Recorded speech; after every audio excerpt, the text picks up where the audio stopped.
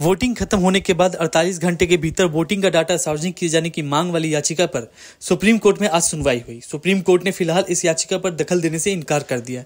Supreme court ने कहा, इस चरण में हम अंतरिम राहत देने के इच्छुक नहीं हैं। सुप्रीम कोर्ट ने याचिका को लंबित रखा है और कहा कि चुनाव के बाद उचित बेंच इस पर सुनवाई करेगा। जस्टिस दत्ता ने कहा, हम चुनाव में बाधा नहीं डाल सकते, हम भी जिम्मेदार नागरिक हैं और हमें संयमित दृष्टिकोण अपनाना चाहिए। Association for democratic reforms ADR और महुआ मोइत्रा की तरफ से दाखिल की गई इस याचिका पर जस्टिस दीपांकर दत्ता और जस्टिस सतीश चंद्र शर्मा की बेंच ने सुनवाई की। पिछली सुनवाई के दौरान सुप्रीम कोर्ट ने चुनाव आयोग से जवाब दाखिल करने को कहा था। सुप्रीम कोर्ट में दाखिल हलफनामे में चुनाव आयोग ने 48 घंटे के भीतर वोट प्रतिशत सार्वजनिक किए जाने की मांग का विरोध किया। चुनाव आयोग ने फॉर्म 17C को सार्वजनिक करने की याचिकाकर्ता की मांग का विरोध किया। चुनाव आयोग ने कहा कि नियमों के अनुसार फॉर्म 17C केवल मतदान एजेंट को ही दिया जाना चाहिए। नियम किसी भी अन्य व्यक्ति या संस्था को फॉर्म 17C देने की अनुमति नहीं देता है। नियमों के मुताबिक फॉर्म 17C का सार्वजनिक रूप से खुलासा करना ठीक नहीं है। चुनाव आयोग ने सुप्रीम कोर्ट को बताया कि फॉर्म 17C मतदान का रिकॉर्ड को वेबसाइट पर अपलोड करने से गड़बड़ी हो सकती है। इसमें छेड़छाड़ की संभावना है, जिससे जनता के बीच अविश्वास पैदा हो सकता है। सुप्रीम कोर्ट ने कहा, 2019 और 2024 की अर्जियों में क्या नेक्सस है? आपने अलग से याचिका क्यों दाखिल नहीं की? आपने अंतरिम राहत क्यों मांगी? आपके लिए हमारे पास बहुत सवाल हैं। आप 2019 से क्या कर रहे थे? जाहिर है 2 साल कोविड की बात करेंगे। आप इसे लेकर मार्च में क्यों नहीं आए?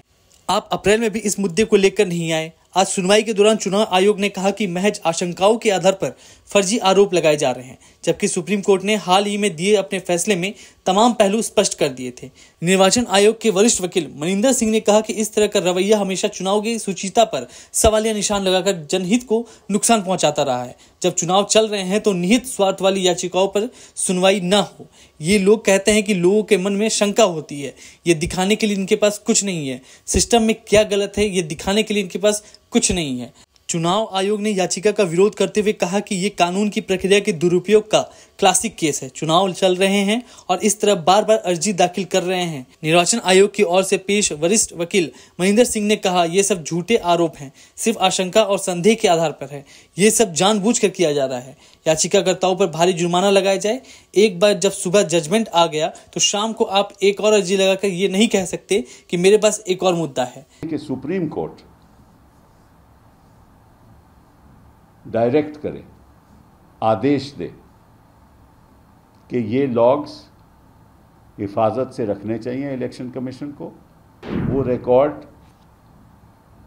काउंटिंग से पहले बताया जाए,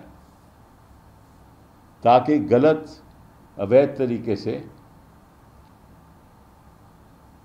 कोई प्रत्याशी जो है वो नहीं चुना जाए। क्योंकि होता क्या है कि जब 5:30 तक या 5:45 तक लोग चले जाते हैं, वोटिंग ख़त्म हो जाती है, तो जो बाकी जो लोग जिन्होंने वोट नहीं किया वो बटन दबाए जाते हैं। कि कई जगह लोग ये आरोप लगा रहे हैं कि भाई मेरा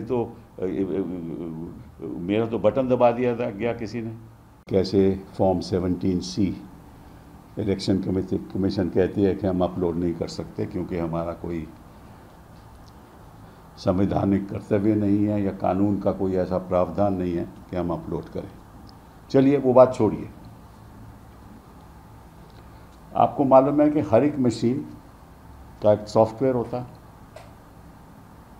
जो कैलकुलेट करता है कि कब फ़ोन आया कब नहीं आया। ये आपका मोबाइल फ़ोन है, इसका भी 2 सिस्टम्स हैं जिसको हम बोलते हैं ऑपरेटिंग सिस्टम्स। ये हर एक मशीन का ऑपरेटिंग सिस्टम होता है, या तो एंड्रॉयड है या iOS ऑपरेटिंग सिस्टम है जिसको हम सॉफ्टवेयर बोलते हैं।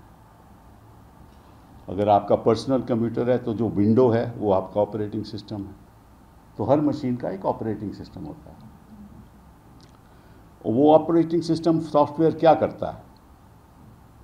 सारी एक्टिविटीज़ मशीन की वो रिकॉर्ड करता है।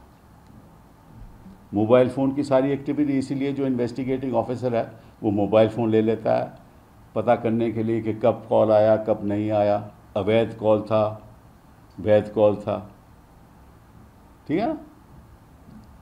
तो वो सारा उसका रिकॉर्ड भी रखता। तो निश्चित रूप से इस मशीन का भी रिकॉर्ड है। ये तो है नहीं कि इस मशीन का कोई रिकॉर्ड नहीं, हर एक मशीन का रिकॉर्ड होता है। इसको बोलते हैं एक्टिविटीज़ लॉग्स। लॉग होता है आपके मोबाइल फ़ोन में, लॉग क्या है, किस टाइम कॉल आया, वो सब लॉग्ड है। जैसे आप हम अस्पताल में जाएं तो MRI होता है ना, तो MRI सब लॉग होता है, वो भी मशीन है। तो ये लॉग को हिफाजत से रखना चाहिए। ये लॉग से पता चल जाएगा किस किस्म वोटिंग ख़त्म हुई, किस वक्त वोटिंग ख़त्म हुई, क्या वोट वैध थे या अवैध थे, ये भी पता चल जाएगा। और ये बताएंगे कि किस टाइम कब वोटिंग हुई। अगर 6 बजे वोटिंग बंद होती है तो कैसे वहाँ वोटिंग हुई 5 से 6 बजे तक। तो ऐसे ही हर एक साइबर क्राइम ऐसे ही डिटेक्ट करते हैं लोग कि कौन सी धांधलेबाजी हो रही है, कैसे हो रही है। तो ये एक मैं समझता हूँ कि एविडेंस है जो हिफाजत से रखनी चाहिए। इलेक्शन कमीशन 30 दिन के लिए ये डेटा रखते हैं, 30 दिन के बाद गायब हो जाएगा। क्रूशल डेटा है। तो हम आग्रह करते हैं कि इलेक्शन कमीशन, आग्रह क्या, ये उनकी जिम्मेदारी है, क्योंकि हम आरोप लगा रहे हैं कि आप 17C फॉर्म आप अपलोड करते नहीं, ये बताते नहीं कि कितनी वोटें डाली गई, उनकी संख्या क्या थी,